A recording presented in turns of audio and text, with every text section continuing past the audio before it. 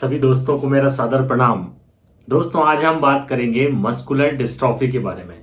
Muscular dystrophy यह एक genetic बीमारी होती है जिसमें बच्चे की मांसपेशियों में धीरे धीरे कमजोरी आती जाती है और उस कमजोरी के कारण बच्चे को कई सारी समस्याएं आती हैं। दोस्तों, यह मस्कुलर डिस्ट्रॉफी अनेक प्रकार की होती है। उसमें भी जो सबसे कॉमन मस्कुलर डिस्ट्रॉफी होती है, जिसके अधिकांश बच्चे देखने को मिलते हैं, वो होती है डीएमडी, मींस डुचेन्स मस्कुलर डिस्ट्रॉफी। यह डुचेन्स या डुकनेस मस्कुलर डिस्ट्रॉफी बच्चों को होती है जो कि एक्स लिंक्ड रेसेसिव डिसऑर्डर होती है। यह बीमारी केवल लड़कों को होती है, लड़कियां इसमें कैरियर का काम करती हैं।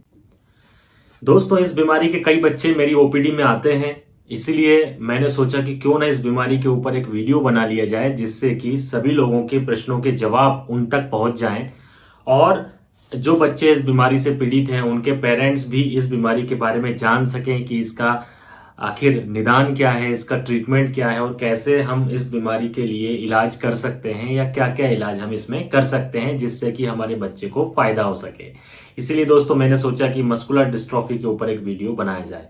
तो दोस्तों, हम लोग बात कर रहे हैं डीएमडी के बारे में। तो डीएमडी ये जो बीमारी है, इस बीमारी में होता क्या है कि बच्चा जन्म से लेकर 4 या 5 साल तक एकदम नॉर्मल होता है।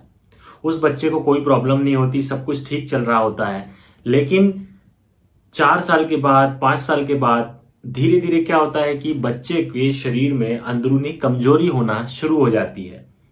इससे क्या होता है कि बच्चा चलते चलते लड़खड़ाने लगता है, दौड़ लगाते लगाते बच्चा गिरने लगता है, बच्चे को स्टेयर्स चढ़ने में, सिड़ाव चढ़ने में प्रॉब्लम आने लगती है और बच्चे को सिड़ाव चढ़ने में, उतरने में दिक्कत आती है, चलते चलते बच्चा जो है गिरने लगता है। ये सारी शिकायतें उस बच्चे के अंदर आती हैं।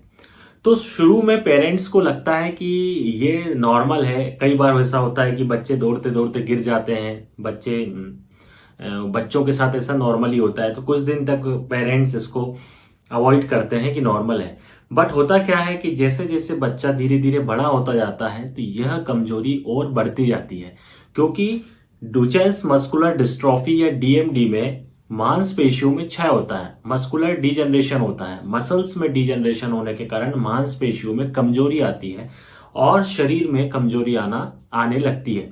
तो यह जो कमजोरी है धीरे धीरे बढ़ती जाती है, क्योंकि डीएमडी एक प्रोग्रेसिव डिसऑर्डर होता है एंड डिजेनरेटिव डिसऑर्डर होता है, जिसमें कंटिन्यूअसली मसल्स में वीकनेस आती रहती है।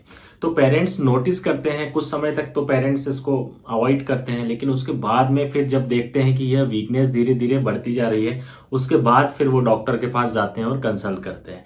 तो इस बीमारी के जो अर्ली साइन यदि हम बात करेंगे तो वो यही रहेगा कि 4 से 5 साल का जो बच्चा रहेगा, यदि आपका बच्चा अचानक से सडनली दौड़ लगाते लगाते गिरने लगा है, चलते चलते लड़खड़ाने लगा है, सिड़ाव चढ़ने में उतरने में उसको प्रॉब्लम आने लगी है, तो एक संकेत होता है कि यह बीमारी उस बच्चे को हो सकती है। ये कंफर्म नहीं है, अभी हो सकती है।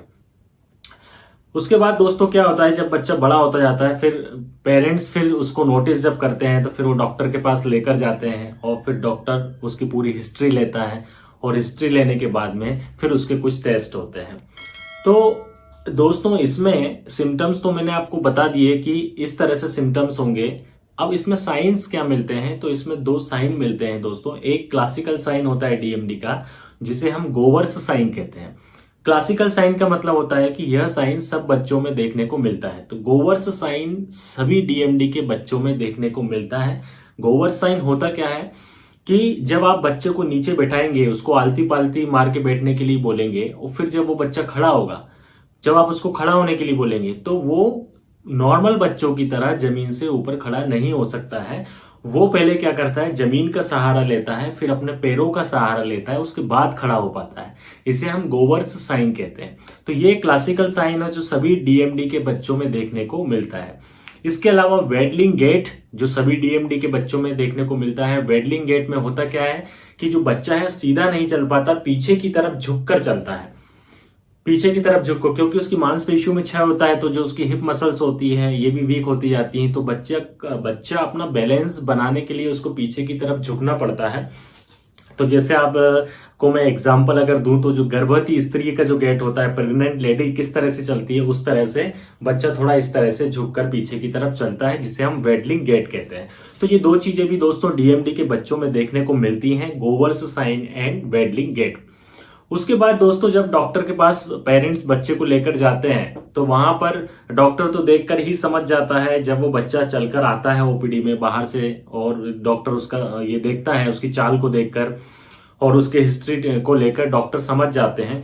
लेकिन उस चीज को कंफर्म करने के लिए फिर उस बच्चे का इन्वेस्टिगेशंस कराया जाता है, उसका टेस्ट कराया जाता है। तो सबसे पहले जो हम इसका टेस्ट कराते हैं वो होता है सीपीके।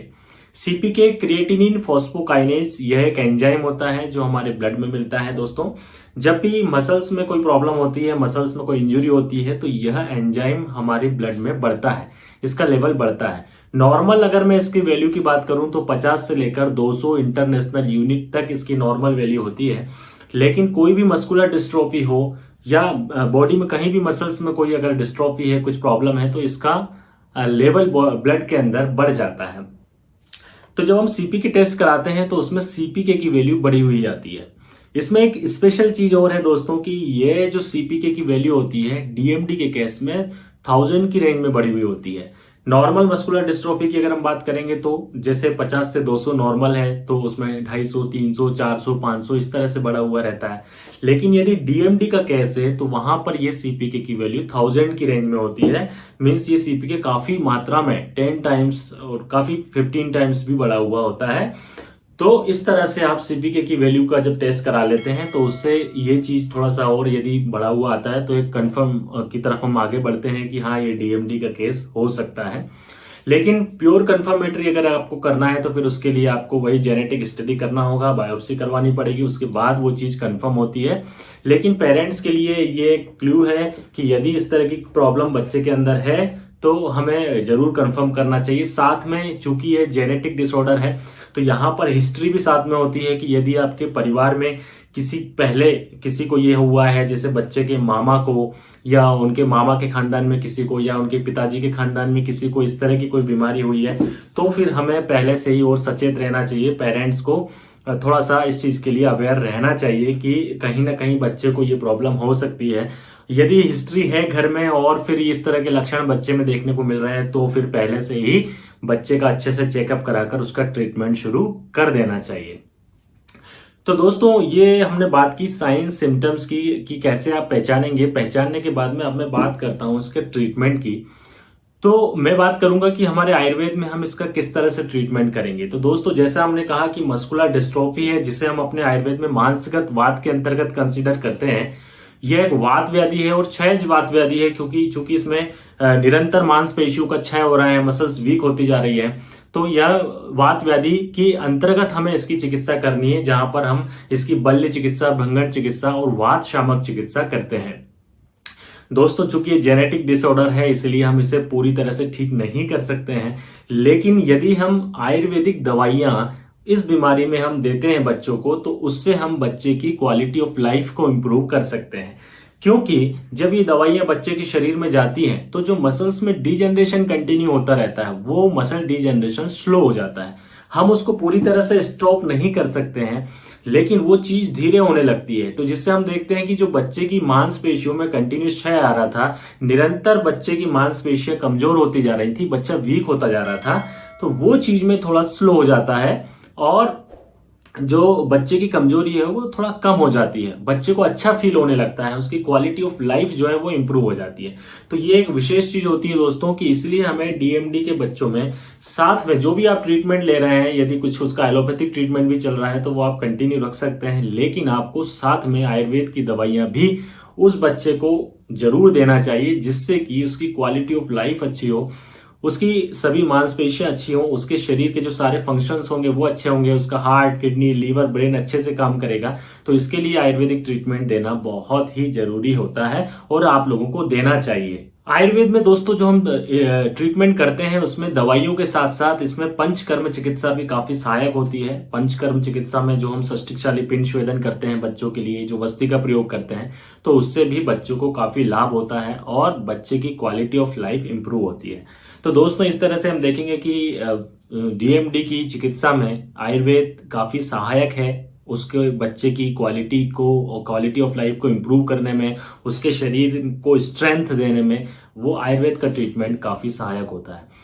इसमें दोस्तों एक चीज़ और आपको जो ध्यान रखना है कि डीएमडी के बच्चों को कभी भी आप इस तरह की चीज़ें ना खिलाएं कि जो जिससे उनका वेट गेन हो, क्योंकि ऑलरेडी जो है बच्चे चल नहीं पाते हैं, व्हील चेयर पर हैं या बेड पर लेटे हुए हैं, और यदि हम इस तरह की चीज़ें उनको खिलाते हैं जैसे कि घी, दूध, या जिससे बच्चों का वेट गेन होता है, तो उससे भी प्रॉब्लम हो जाती है, क्योंकि बच्चे का वेट ऑलरेडी, क्योंकि चूंकि बच्चा एक्टिव नहीं है, एक जगह बैठा हुआ है, तो ऑलरेडी उसका वेट बच्चे का बढ़ता जाता है, और आप यदि इस तरह की चीज़ें बच्चे को खिलाते हैं तो बच्चे का वेट और ज़्यादा बढ़ता है।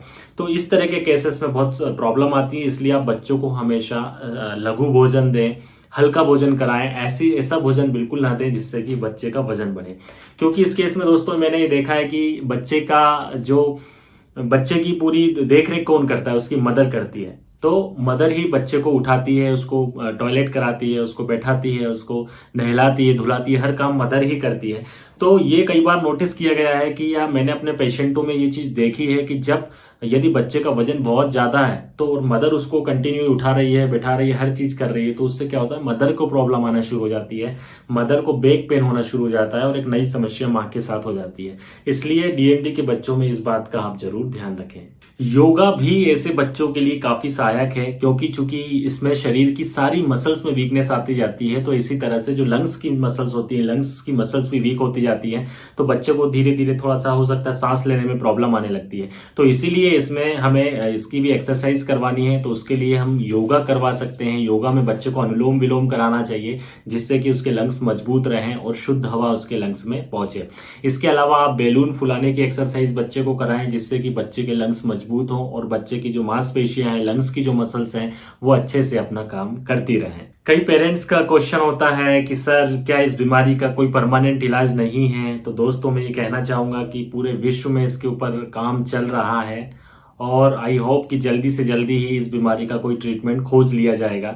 काफ़ी सारी रिसर्चेस चल रही हैं, हर जगह इसके ऊपर काम चल रहा है, तो जल्दी से जल्दी ही इस बीमारी का परमानेंट हो सकता है कि कोई परमानेंट ट्रीटमेंट आ जाए।